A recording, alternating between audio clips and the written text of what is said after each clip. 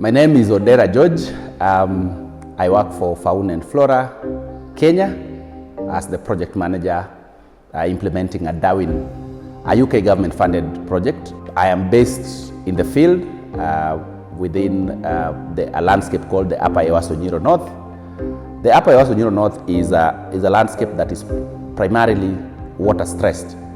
and that has had a lot of challenges, yet it's again one of the most biodiverse landscapes. And as a conservation institution, we are very keen to ensure that the gains or the gains around conservation that have been achieved over time are sustained. So currently, we are implementing a 5-year project that aims to bring a model that can be adopted in other water-stressed landscapes. So basically, the project aims to, create an ecosystem that supports thriving biodiversity and people,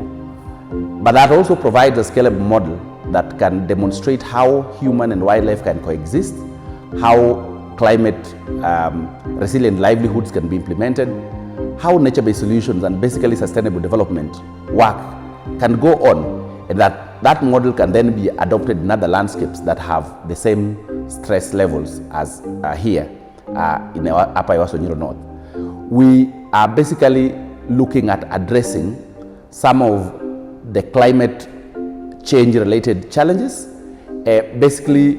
doing or supporting a lot of habitat restoration initiatives, mostly looking at the forests which are basically the sources of the river flow systems that we have around here. We are looking at the rangelands, basically where we are having a lot of our pastoral activities,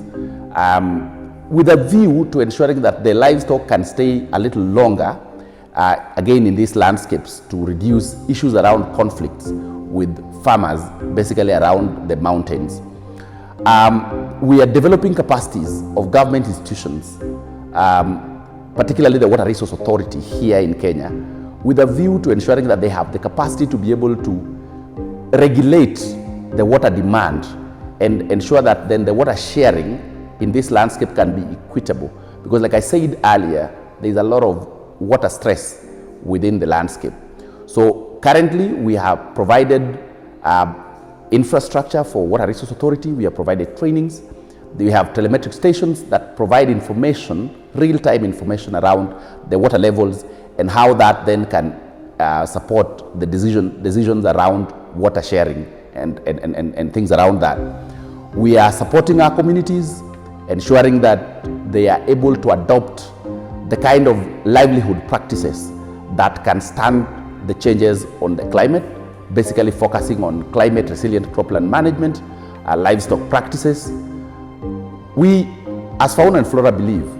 that all these efforts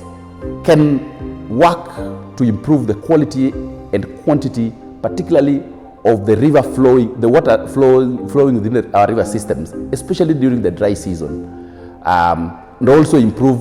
just the soils, the rangelands, and basically, if you call the habitat health, particularly for livestock. So the focus around the climate resilient livelihood is basically a pro-people focus. So we are looking at our communities being able to not just improve their abilities to produce food within the changing areas, the changing climates, but we're also looking at what kind of water management practices they have,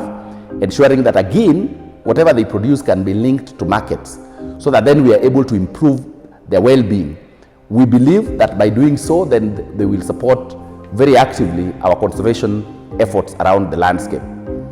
Most importantly though, we are also ensuring, as Fauna and Flora, we work through our partners, and currently we are working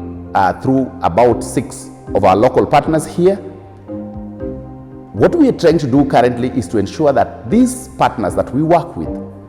both the local CBOs, the local civil society organizations that are here, have the capacity so that then they are able to jointly and equitably manage the natural resources within this landscape. We believe that by ensuring that they have the capacities, that then they will be able to effectively manage the natural resources that we have here. Currently, we are putting a lot of infrastructure and investments around this, and we hope that, for example, the Water Resource Users Associations, the RUAs,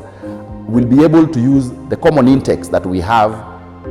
to regulate the amount of water and to be able to manage that resource in the best way possible. But mostly and lastly, our focus is on ensuring that the value of the outcomes out of the project interventions, basically we are looking at, the biodiversity conservation, human-wildlife coexistence, economic productivity of our landscape, water security, climate resilience, and all this, we think that we need to be able to provide evidence, and that evidence of those outcomes can then be scaled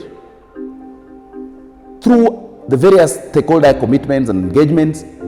and with a view to ensuring that these are scaled and can be adopted by other landscapes that have similar challenges as the Upper-Ewaso North. We welcome you to interact, to share with any of our partners, and to talk to us directly, and to support the work that we do here. Thank you so much, and you're always welcome.